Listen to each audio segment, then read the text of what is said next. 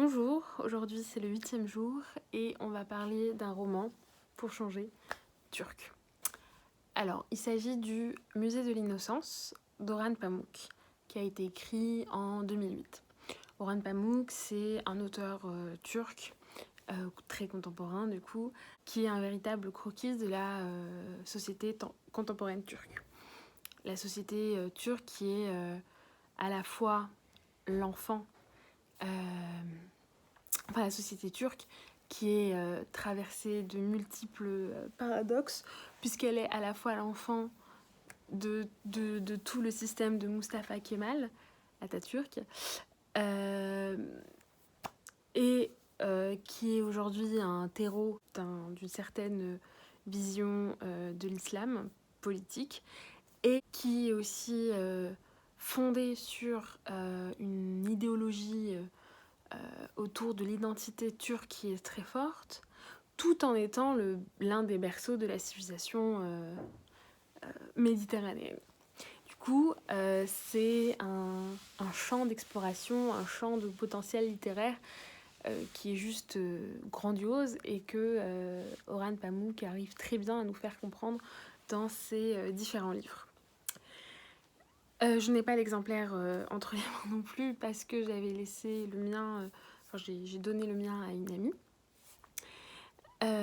Mais le musée de l'innocence, c'est du coup l'histoire d'un, on va dire, triangle amoureux. Alors ça, c'est le terme poli pour dire qu'un homme est sur le point de se marier et qu'il est amoureux d'une autre femme.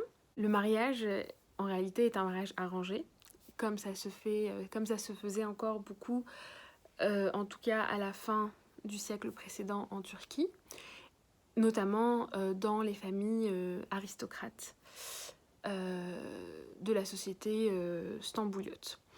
Du coup, on a cet homme qui doit se marier avec une femme parce que ils sont de la même classe sociale et qui est amoureux d'une fille, d'une lointaine cousine qui bien sûr ne va pas supporter qu'il en épouse une autre et qui part et qui disparaît de sa vie, le plongeant alors dans un chagrin qu'il n'arrive pas à supporter.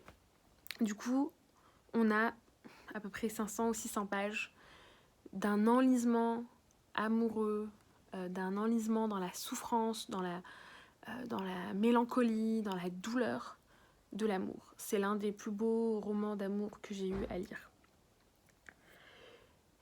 On pourrait voir dans cette idéalisation d'un amour qu'il n'a pas pu avoir, d'un amour adultérin, on pourrait y voir ce dont parle très bien Olivia Gazalet dans son livre Le mythe de la virilité, c'est-à-dire cette idée que la femme est toujours prise dans cette dichotomie, soit c'est l'épouse chaste,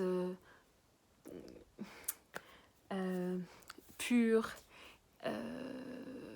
et voilà, dans un mariage des plus traditionnels et des plus respectueux des principes, mais du coup l'amour est plutôt fade, tiède, voire inexistant, ou de l'autre côté, la femme est cet éternel fuyant, la femme est la maîtresse, et du coup, comme elle est maîtresse, elle n'est pas chaste, elle n'est pas pure, et donc là l'amour est complètement puissant, c'est la passion torride, etc. Or ici, je pense qu'on peut sortir de cette lecture féministe, même si Olivia Gazalet ne parle pas de ce livre en particulier, mais elle parle de l'idée que dans les livres, généralement, les relations adultérines, quand c'est un homme qui les vit, sont toujours idéalisées, érotisées, sentimentalisées, tandis que quand c'est des femmes qui sont adultères, comme Madame Bovary, elles finissent toutes avec de l'amour au rat. Ou encore comme Anna Karenine sur les rails, sous les rails d'un train ou d'un tramway. Du coup, je pense qu'ici on peut sortir de ça parce que le but premier de Orhan Pamuk est de dénoncer la pression, de dénoncer l'autoritarisme des coutumes, des traditions qui ont cours dans certaines sociétés, et du moins en tout cas dans la société turque. Alors pourquoi lire ce livre ? Parce que premièrement, c'est un voyage fabuleux dans l'Istanbul contemporaine. Ça m'a vraiment donné envie de visiter cette ville. Deuxièmement, c'est un très beau, très beau roman d'amour. Troisièmement, et je pense que c'est ça le plus fou, ou le plus inventif, ou le plus créatif, c'est que le musée de l'innocence, qui est un roman, est aussi un musée. C'est-à-dire qu'il existe aussi à Istanbul ce musée parce que Orhan Pamuk a voulu créer un livre et un musée en même temps pour rendre compte de la société turque, stambouliote, qu'il voulait peindre, pour rendre aussi d'une certaine manière hommage à cette société. Dans le musée de l'innocence, effectivement, il y a un musée. Je ne vais pas en dire plus parce que je ne veux pas que ça enlève le plaisir de lecture. Mais disons que le personnage d'Orhan Pamuk, donc le personnage qu'il a créé, est un peu comme une abeille, il butine. Il butine dans le sentiment amoureux. Il va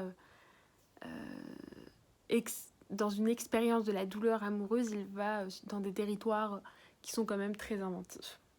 Donc la lecture de ce roman, c'est vraiment la lecture d'une passion, de l'enlisement dans la passion. Et la passion au sens étymologique du terme, c'est-à-dire la souffrance. Voilà.